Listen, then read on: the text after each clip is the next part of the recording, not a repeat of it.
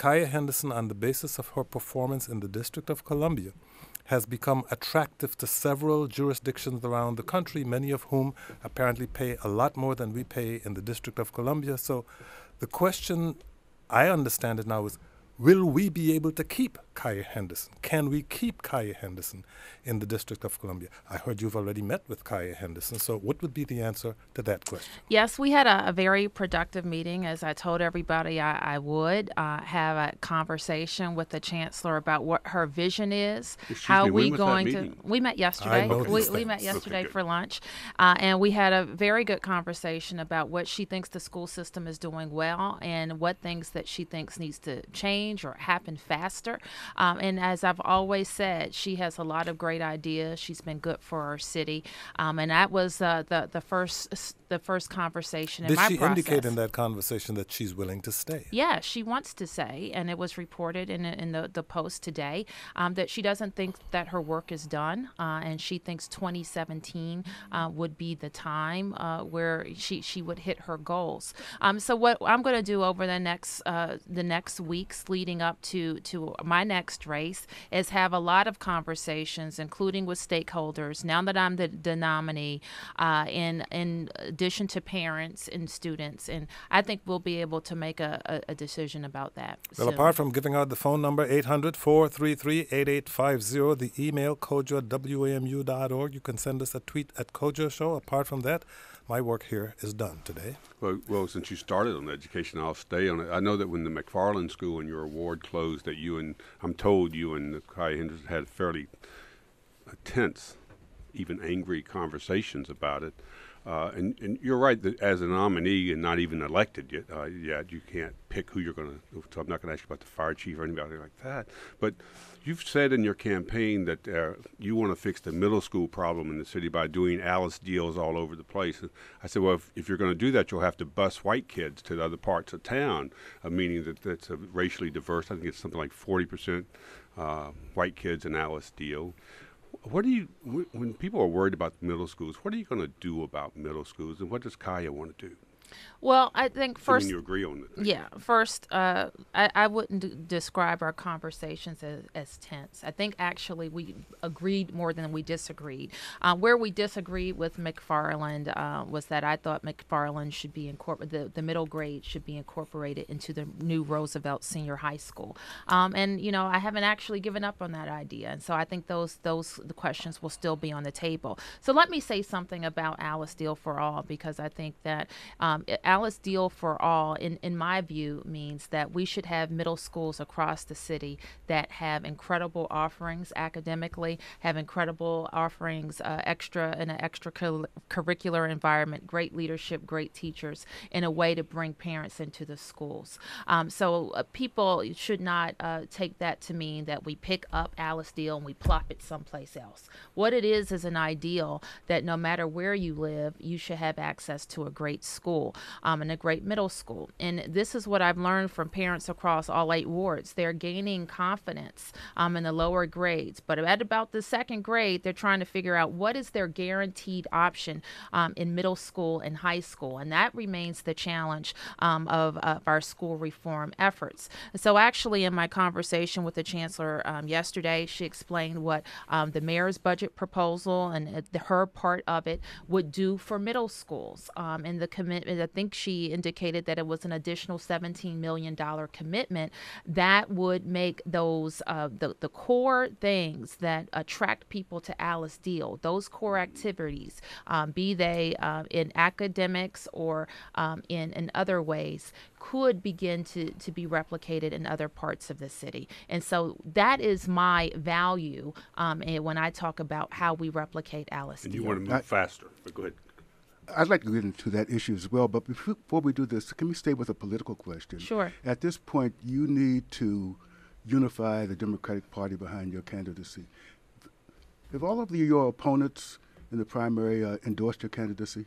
Well, we spent several hours this morning, and I want to thank the chair of the party in D.C., Anita Bonds, for pulling together in very short order a unity breakfast. And so I think everybody who ran for mayor came to that breakfast and talked about how important it was to unify Democrats for the November election. So that was helpful. But Vincent Orange explicitly endorsed your candidacy, sent you a note and said that he's proud to work with you and hopes to get victory in November. Anything like that from the other candidates? Yes, I mean, I think we heard just about everybody come up and say that. Jack Evans was very explicit. Tommy Wells was extremely congratulatory in his remarks. But all of them I will sit down and talk to. And I'm very sincere in this because on the campaign trail, you get to know your opponents pretty well and the ideas that are important to them and also the ideas that resonate with voters. You had said, though, earlier during the campaign, I guess, that if Mayor Gray became the nominee, that you would not support him. City paper forum in one place. How about now? Would it be fair to him to take the same position with respect to your candidacy? Well, this is what I also said, Colby. And 4 years ago, I was in a similar position. The candidate that I backed did not win. And as a good Democrat, an elected official, party leader, I thought it was very important for me to get behind the nominee. And that's what I did. And I supported Vince Gray in the general election. Didn't support a write-in campaign, and I thought that was important. But I also believe that he won fair and square. And so now that we go into in this campaign, and the reason I answered that question this way, being a good Democrat and a party leader, I didn't think it would be fair to Democrats to say I would support a candidate when we didn't really know what his legal future looked like. And still don't. We're talking about Vincent Gray, if anyone hasn't said his name. And if you have questions Right. or comments, you can call us at 800-433-8850. Our guest is Muriel Bowser, Democratic nominee for Mayor of the District of Columbia. 800-433-8850. We interrupted you. I'll just say to Kobe's further point is that I certainly, and the elections are tough, and losing an election is certainly tough. And when the mayor's ready, I know we're going to have that conversation. I appreciated a very genuine handshake that he offered to me this morning. Did he say anything?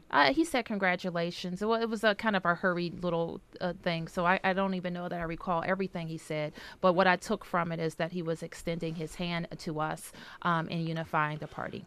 I know this is a program for you to talk about what you're going to do during the campaign and going forward. It doesn't but have I to think, be. It could be but I do whatever think we it's want it important. to be. Mark Seagraves, I did not go to the breakfast, but Mark Seagraves from Channel 4 did go, and he briefed me on it, how the mayor did not shake your hand on his way up to the lectern to speak. He did not shake your hand on the way back. He essentially ignored you. You were 10 feet away from him. He actually left the room, and Seagraves and Mike DeBonis of the Post rushed outside saying, basically, what the hell happened? You didn't talk to her. You didn't do anything. You didn't do the unity breakfast thing. It looked like you're passing trains in New York City. And he said, oh, that's not a story. That's not a story. I simply forgot. And so he came back in, gave you the perfunctory handshake and whispered something and then left again fairly abruptly. So it's pretty clear he's wounded. Well, like I said, and I do politics, and elections are tough. I've had some disappointments of people that I've supported in campaigns too. So it was just a very fresh few days after the election. So we're going to give it some time, but I have great confidence. You want his endorsement? Well, this is what I want. I want a smooth transition for the residents of the District of Columbia, and we welcome support from everybody who's been involved in the race. Let's do a little analysis, though, of this campaign, if you will. The mayor's base, Wards 7 and 8, they sat on their hands as far as his candidacy was concerned. As I look at the turnout by ward, Ward 7 and Ward 8 had the lowest turnouts across the city. Mayor Barry had said that his coattails were the longest in the city, and apparently he wasn't wearing a coat on Tuesday because Ward 8 turned out only 12% of the votes. It's the lowest turnout in the city. The other thing I noticed, and I'd like to have your comments on this, your opponents are Tommy Wells, Ward 6, and Jack Evans, Ward 2. both lost their wards to you. What do you attribute this to? Outside of your sterling qualities, of course, but politically, what was going on? Well, we worked very hard, Kobe, to have a strategy, and I kind of looked at the landscape last year and tried to figure out how we were going to win. First of all, we set out with the strategy that the mayor would run, and I don't know that all the campaigns thought that. I think a lot of people built their campaigns thinking that he wouldn't be in the race. We always planned our campaign around him being in the race, and the only way that we would win in that scenario is to cut into his base. And so we started early. We started getting out. I really went from 0 to 30% in Ward 7 and 8 in a year's time. And so that was important to us. And we had the kind of the same strategy in Ward 6 and Ward 2, especially in Ward 6, where there are a lot of Democratic voters that come out in big numbers. We wanted to make sure that they knew that we would represent the values that they supported in Tommy Wells, and we had the best opportunity to make sure we got a fresh start in the mayor's office. Of course. Go ahead, I Tom. was just going to say, they didn't vote. I mean, you got votes and you won, but it was the lowest turnout since the 1990s, something in 30 years.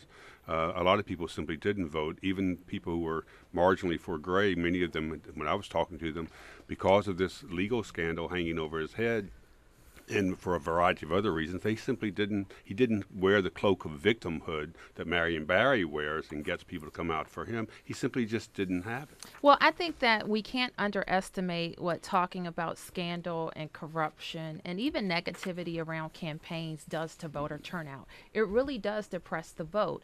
And so now it is my challenge to make sure that we're not just talking about that stuff, but we're also talking about the unifying principles of our party and the things that matter to residents of the District of Columbia. It's up to the candidates, it's up to the media, it's up to community organizations and churches to make sure people know that their voices have to be heard in this election. And we're going to do that every day for the next 7 months.